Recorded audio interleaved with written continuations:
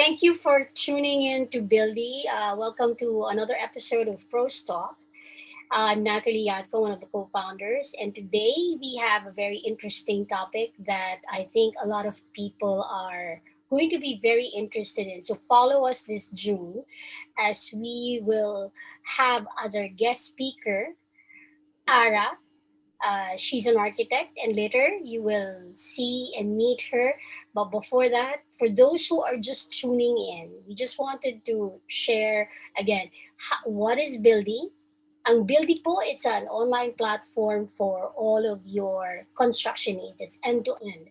It gives you a secure ecosystem where people who are needing suppliers and those who are needing clients can connect in a professional and secure manner. So that's Buildy. ProsTalk po is a weekly segment that we broadcast to show and focus on various professionals that are, you know, bringing changes in the industry as we all go digital. So this week po, our guest is Ara. Hi, architect Ara. Hi, Nat. Welcome Hello. to Facebook. Yeah. So architect Ara Torrecampo is a architect by education and profession, and she also has a design built into her portfolio. So Architect Ara, magpakilala naman po tayo sa audience as we will be spending every Saturday with them for the whole month of June. Hello, everyone. First of all, I would like to thank Bill D and Nat for having me here in our session. So first, I would like to introduce myself. I am architect Mary Roline Ara Torrecampo. So if you see me on social media, mas kilala ako bilang si Arki Ara. So I prefer Arki Ara because um, I believe in the branding na yung personal branding. Whenever we do projects kasi, I want it to be personal. Yung laging may personal touch ko, personal touch ng client. Um, I graduated at the Polytechnic University last 2014. So I'm already 7 years. So almost 7 years na rin ako sa design industry. Uh-huh. And then upon graduating, I was able to um, make it top to the top um, top six architectural theses for the redevelopment of Center for Community Transformation for batch 2014. And then I was able to receive a Green Award from Architect Ronnie Yumang, which is also well known for regenerative architecture. So it was a privilege na ma-recognize si Architect Ronnie Yumang. And then, actually, this one is the highlight of one of the highlights in my career before I became a full-fledged architect when I received the Pujilayog and Royal Pineda mentorship. And prior to that, I also have an experience with construction, with high-end residentials naman in Elgario Construction. So these two work experiences contributed a lot dun sa aking design values, design preference. Because after passing the board, mostly ng experience ko is on a corporate setting na.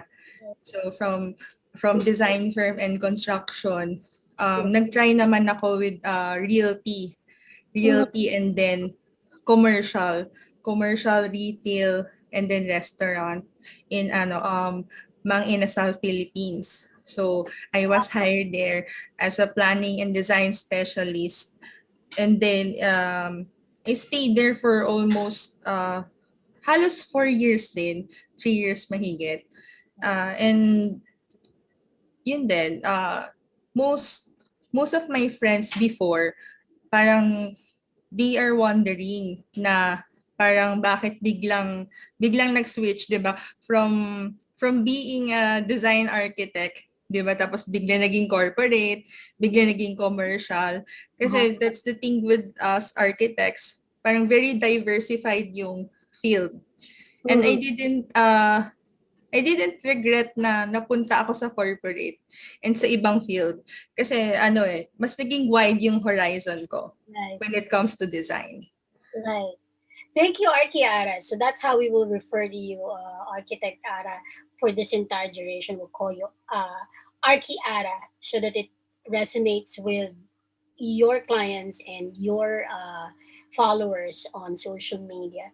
So one of the things, Arkiara, no. So one thing is, you're very young in this field, right? Although 7 years, it's great that. And again, I think I highly encourage being a corporate uh, person myself. Iba kasi yung discipline ng corporate, eh, right? Yes, I agree. So it's actually for those that feel na parang kailangan you strike out on your own. I mean, everyone has a different path in life. But what we do know as people who have experience in corporate gives you the training and the discipline for a bigger, implementation, right? Because like Mang Inasal, right? It's not that simple na gagawa ka ng structure, right? Because you need to consider who will be using it, what kind of customers will be coming in, right? Ah, Etc. actually before, yung isang former boss ko, parang when they found out na pumasok ako sa corporate, especially sa food industry, parang Mm. they are wondering, parang why? Kasi nga parang ang ganda ng experience, 'di ba, from design firm and then high-end residential construction in Forbes Parks in Dasmariñas Village. Na parang they are wondering why. Actually at first ako rin naman parang naniniwala ko doon sa leap of faith. 'Di ba minsan you have to go with the flow, 'di ba, kahit parang kung saan ka dalhin, 'di ba? And then yun nga, habang nandun ako sa Mang Inasal, na-realize ko hindi lang kasi professional development as an architect yung nakuha ko. Meron din akong nakuhang business background, Right. 'di ba? Na-develop din yung pakikipag-usap ko, pakikipag-interact ko with my clients. And Right. then the process that I am applying right now na I'm already practicing on my own, 'di ba? So those are the things na I really appreciate. Talagang kahit saan tayo mapunta, matututo tayo. We can get something. Correct. 100% agree, Arkiara. And I think, that also gives you a well-rounded background, right? Because if you start designing buildings, right? Condominiums, that's a whole new level. And I think a corporate background, helps in the navigation of relationships and communications in that field. So, Architect Ara, one of the things that people are observing nowadays is there seems to be an opportunity, no, this pandemic for home improvement. Parang naging ano siya, naging trend. So what are your thoughts on it? Was it a good year for interior design and construction in general? Or what's your thoughts about um, the challenges and the opportunities that pandemic brought? Actually, for me, personally, I started blogging during the lockdown last year. So, dun ko ni-launch the Arki Ara design sa YouTube and with the Facebook account, dun namin siya binuksan. And then surprisingly, 'di ba, marami sa atin yung affected talaga ng pandemic. But Mhm. then, talagang may pagkakataon na na even even at your darkest hour or kahit nasa dark place tayo, talagang merong light at the end of the tunnel, 'di ba? So, ayun, I was able to get more clients, especially when I started uploading my videos in YouTube. Ang purpose ko naman kasi kaya ako nag-start mag-YouTube is to help also the clients, 'di ba? Kasi before, pagka nagde-design tayo ng houses, 'di ba? Parang hindi naman si architect yung una nating hinahanap eh. Hindi nga kami gaano kilala, 'di ba? Lalo na sa province. So, that's also one way of helping the professions. And at the same time, malapit kasi talaga sa heart ko yung mga aspirants. Kasi I was once an aspirant na na nag-struggle din ako, 'di ba, na Mm. hindi ko rin alam kung magiging arkitekto ba ako in the future. Mm. So, that's also my way of giving back, yung makapag-mentor sa Correct. mga aspirants. So, when this pandemic happened, 'di ba, if you will notice, um, every one of us, parang lahat tayo nasa bahay lang, 'di Mm. ba? Before before this pandemic happened, parang ang goal natin, 'di ba, travel goals, 'di ba? And then food, 'di ba, kapag kami nag-viral na masarap yung pagkain sa ganitong restaurant, and then maganda yung ambience, Instagram worthy, 'di ba? Yun yung mga common na common post na nakikita natin on social media. But then the lockdown happened. 'Di ba, parang wala sa atin yung handa or prepared. Parang we are expecting that after the lockdown, parang everything will be back to normal. But hindi yun yung nangyari, 'di Mm. ba? Hanggang ngayon, 'di ba, 1 year mahigit na tayong naka-quarantine. Mm. So, people are now very parang naging conscious na tayo sa mga bahay natin. Tapos na-realize natin yung importance ng having a comfortable homes. Kasi nga, hindi tayo pwedeng lumabas. So, this is the time na nakita natin kung ano yung mga dapat nating ayusin sa bahay natin. 'Di ba? Kasi before, lagi tayong nasa labas. Right, right, right. Right? I found it you're perfectly spot on there, no? Like before, to your point, right? Nobody needs a home office. Kasi, di ba, we're used to, okay, I'll get up, go to the office, work, go home. So, pag uwi mo, you just want to rest, right? You don't Yes. mind home so much. But now that you're there almost 24 hours every day, all of a sudden, you know, you need to pay attention already to everything in your home, in your home. So, you're right, mas maraming taong nag-focus ng time and energy because they can't spend the money going to travel, hindi naman din sila pwedeng mag-overeat, right? So, whatever surplus that they have or budget that they have for those, nailagay sa bahay. Tama ba? Yes. Oo, Mm-mm. correct, correct. So, Kasi di ano ba, po ang mga typical sa experience ninyo na pinaprioritize ng mga nag-home improvement? Actually, isa sa na-notice ko before it became a trend. Nag-start yan, di ba? Parang we all became plantitos and plantitas. Di ba? Parang una, nag-start lang siya sa plants. And then eventually, after the plants, nandiyan na yung nag-organize na tayo ng natin. Nag-organize na tayo ng mga workstations natin, and then yung mga study areas natin, and then yung Marie Kondo inspired, 'di ba? Of organization. Diba? Right. Parang we are beginning to um to live a minimalist life, 'di ba? By throwing away the things that we don't need, 'di ba? Mm, And then right. after that, nauso naman yung Bea Alonso inspired na pantry. 'Di ba? Parang lahat tayo gusto na natin magkaroon tayo ng sarili nating pantry para whenever we feel hungry, kukuha na lang tayo ng food. 'Di ba? Tsaka maganda kasing tingnan na na naka-organize yung food. And then hanggang sa unti-unti nang nababago na yung laman ng social media. Parang before, 'di ba, from travel goals, food, lifestyle, ngayon parang uso na yung fine-flex mo yung sarili mong bahay, kung ano yung mga improvements na ginawa mo. 'Di ba, parang it's a fulfillment na kahit despite na may pandemic, meron pa rin tayong mga big changes na nagagawa. Correct. Especially yung may malaking contribution sa life natin. Right.